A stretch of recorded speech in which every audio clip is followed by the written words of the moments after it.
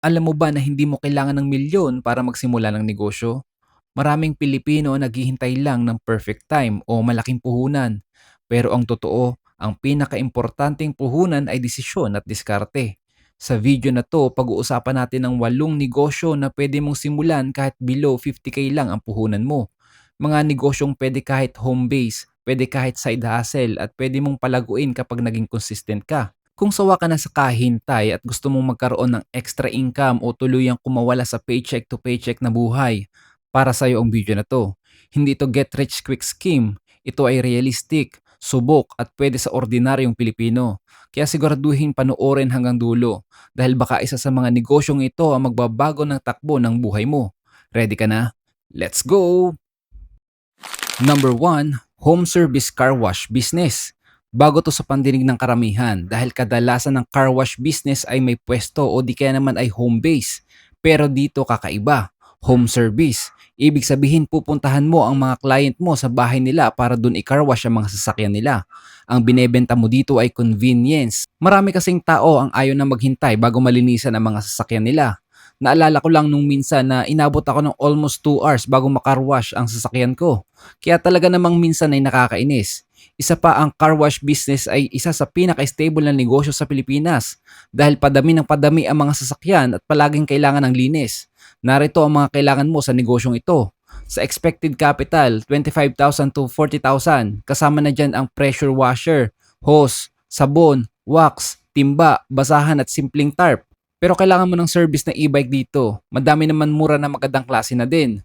Sa expected earnings naman, kung makakapaglinis ka ng 5 sasakyan sa isang araw at ang singil mo ay 120 pesos to 200 pesos per car, depende sa laki ng sasakyan, pwede kang kumita ng 500 to 1,000 pesos kada araw.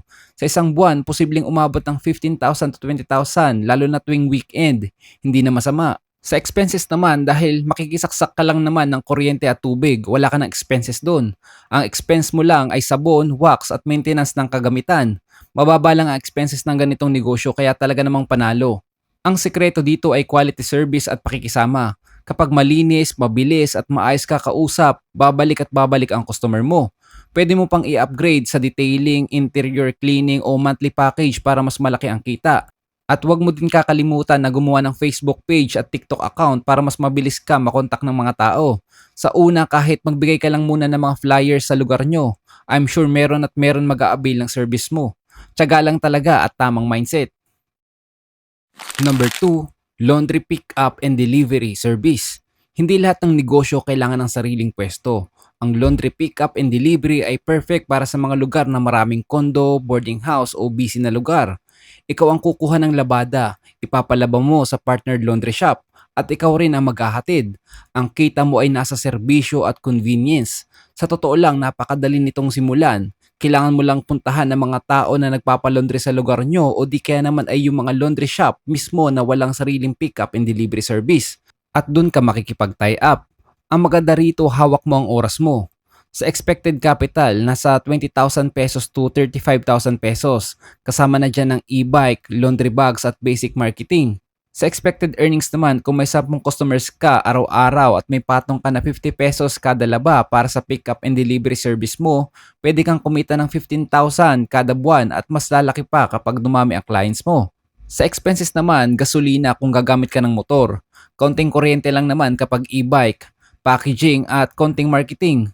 Ang magpapalakas ng negosyong ito ay tiwala at consistency. Kapag maingat ka sa labada ng customer at on time ka mag-deliver, ikaw na ang hahanapin nila. Pwede mo rin itong i-expand ng pick-up sa mga hotels and mga salon. Number 3, loading station plus bills payment vendo. Isa ito sa mga negosyong maliit ang puhunan pero araw-araw ang galaw ng pera. Sa panahon ngayon, halos lahat may cellphone at bayarin ng monthly bills. Madalas ang tao pumupunta sa pinakamalapit na bills payment center sa kanilang lugar at dun ka papasok. Meron nga ako kakilala na may ganitong business at madami na ang unit niya. Ang ginagawa niya lang ay kinakausap niya yung mga sari-sari store na madaming bumibili at nakikipag-tie up siya sa mga store na yon. Siya ang magpapakabit ng internet connection at may commission lang ang mga store sa total sales ng unit. Napakasimple pero effective na strategy. Sa expected capital, nasa 30,000 to 40,000 pesos. Kasama na dyan ang vendo unit. Maraming nagbebenta niyan sa social media. internet installation at marketing tarp. Sa expected earnings naman, kahit 5 to 10 pesos lang ang tubo kada transaksyon, kung makaka 50 to 100 transactions ka sa isang araw, pwede ka magka-sales ng 300 pesos to 800 pesos daily o 9,000 pesos to 20,000 pesos monthly. And conservative estimate na yan. Sa expenses naman, internet connection, commission ng tindahan at minimal maintenance. Ang sekreto dito ay location ng store. Kapag kilala ang store na paglalagyan mo, mas mabilis ang growth.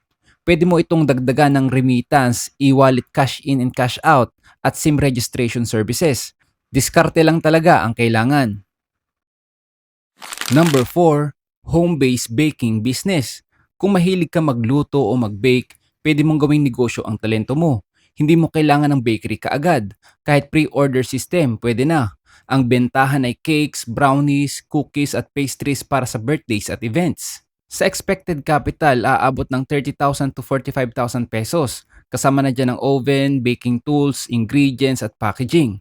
Sa expected earnings naman, isang cake na may puhunan na 300 pesos to 500 pesos ay pwedeng ibenta ng 800 pesos to 1,500 pesos. Kung makakabenta ka ng 10 cake sa isang linggo, pwede ka kumita ng 10,000 pesos to 20,000 pesos monthly. Pero depende pa din yan sa effort na gagawin mo. Sa expenses naman, nandiyan ang ingredients, gas, kuryente at packaging. Kontrolado mo ang gastos dahil pre-order basis naman. Ang sekreto ay presentation at social media. Kapag maganda ang itsura at masarap ang produkto, kusa kang ire-rekomenda. Pwede mong simulan sa Facebook at TikTok. Post ka lang ng process at customer feedback. Sa ganitong paraan, mas lalawak ang reach ng business mo. Kung gusto mo talaga makaipon and eventually magnegosyo, kailangan mo ng tamang guide. Malaking tulong ang book na ito ni Sir Chinky para sa mga aspiring iponero and negosyante. Dito malalaman mo kung paano magplano ng tama para sa finances mo at maiwasan ng mga maling negosyo na nauuwi sa lugi. Ilalagay ko na lang ang link sa description and comment section. Number 5, ukay-ukay online o live selling. Hindi nawawala ang ukay-ukay sa Pilipinas, lalo na ngayon na uso ang live selling. Kahit maliit na puhunan basta marunong kang pumili ng items, pwede kang kumita. Mahilig kasi talaga ang mga Pinoy sa mga branded na gamit kahit gamit na. Sa expected capital, aabot ng 15,000 pesos to 30,000 pesos. Kasama na dyan ang pang-bail o selected items, ring light, phone stand. Sa expected earnings naman, sa isang item na nabili mo ng 50 pesos to 100 pesos ay pwedeng ibenta ng 200 pesos to 300 pesos. Depende sa klase at kung gaano kaganda yung item. Minsan mas higit pa ang price. Kung makakabenta ka ng 100 items sa isang buwan, pwede kang kumita ng 15,000 pesos to 20,000 pesos o higit pa. Lalo na kung magaling ka na sa pagla-live selling. Sa expenses naman, shipping materials, platform fees at internet connection. Ang sekreto ay confidence sa live, magandang lighting at honesty. Kapag malinaw ang description mo at transparent ka sa flows, babalik ang buyers. Kailangan mo lang din talaga mapalago ang social media followings mo para mas madami ang reach na buyers. Pero hindi naman yan imposible lalo na kung sasamahan mo ng sipag at tiyaga. At syempre, panalangin kay Lord. Number 6, frozen food reselling. Busy na ang mga Pilipino kaya malakas ang bentahan ng frozen food tulad ng siomai, nuggets, longganisa at marinated meats. Madalas ang mga nanay sa dami ng ginagawa hindi na kaya magluto para baunin ng mga anak nila sa school. Or minsan pa yun na din ang ulam mismo sa bahay. Kaya talaga naman napakabenta ng mga frozen food. Sa expected capital, aabot ng 20,000 pesos to 40,000 pesos. Kasama na dyan ang initial stocks, freezer kung wala pa at packaging. Sa expected earnings naman, kung may tubo kang 50 pesos to 70 pesos per pack at makakabenta ka ng 10 to 20 packs araw-araw, pwede kang kumita ng 15,000 pesos to 20,000 pesos monthly. Less na dyan ang expenses. Sa expenses naman, kuryente, restocking at delivery costs. Ang sekreto dito ay quality supplier at tamang pricing. Kapag masarap at consistent ang produkto, automatic ang repeat orders. Ang maganda dito, gawin mo din siya ng social media account like Facebook at TikTok para mas mabilis ang growth ng business mo. Pero sa umpisa, mamigay ka muna ng mga flyers sa lugar nyo para makatanggap ka ng orders. Magdala ka na din ng sample para matikman muna nila ang produkto mo. For sure, may bibili at bibili niyan. Number 7, personalized gifts business. Personalized items tulad ng mugs, shirts, keychains at frames ay patok sa birthdays, anniversaries at corporate giveaways.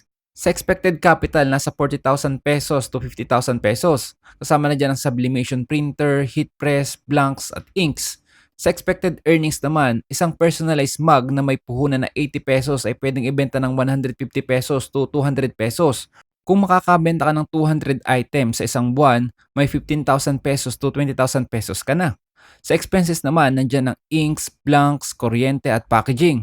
Ang susi dito ay creativity at mabilis na turnaround time. Kapag mabilis ka mag-deliver, ikaw ang babalikan.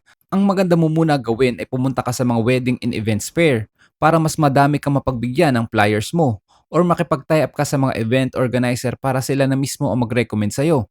Sa ganitong negosyo, diskarte ang kailangan at syempre pakikisama. Number 8, RTW Clothing Business. Ang ready-to-wear clothing ay evergreen business. Pwede kang mag-start sa online muna, Shopee, Facebook o TikTok Shop. Hindi mo kailangan ng physical store kaagad. Sa bahay lang ay pwede na. Ang kailangan mo lang ay makahanap ng trusted and legit na supplier. Sa expected capital, nasa 30,000 pesos to 50,000 pesos. Kasama na dyan ang initial stocks, photoshoot at packaging. Sa expected earnings naman, kung may tubo kang 100 pesos to 150 pesos per item at makakabenta ka ng 100 pieces depende sa effort mo mag-promote ng product, pwede kang kumita ng 10,000 pesos to 15,000 pesos monthly. Not bad para sa taong nasa bahay lang. Ang expenses mo dito ay supplier cost, shipping, platform fees at marketing. Ang sekreto ay trend awareness at branding. Hindi lang basta damit. Binibili ng tao ang style at tiwala sa brand. Kaya dapat dito ka magaling. At syempre sa kakayahan mo mag-promote ng produkto mo. Hindi na mahirap para sa panahon ngayon dahil pwedeng-pwede ka na gumawa ng content para sa negosyo mo. Kung napansin mo, lahat ng negosyong ito ay may isang bagay na pare-pareho. Kayang simulan ito kahit ordinaryong Pilipino. Hindi mo kailangan ng perfect na timing. Ang kailangan mo ay simulan kung nasaan ka, gamit ang kung anong meron ka. Tandaan mo ito, hindi mo malalaman kung alin ang para sa'yo kung hindi ka magsisimula. Malit man o malaki ang simula, ang mahalaga ay gumagalaw ka. Isang desisyon lang ang pagitan ng pangarap at realidad, kaya ngayon pa lang mag-decide ka na. Kung nakatulong sa'yo ang video na to ay pakilike naman, ishare mo na din at higit sa lahat, mag-subscribe sa channel natin dahil dito palagi tayong mag-uusap tungkol sa negosyo, self-improvement at pag-asenso sa buhay. Hanggang sa susunod na video. Peace!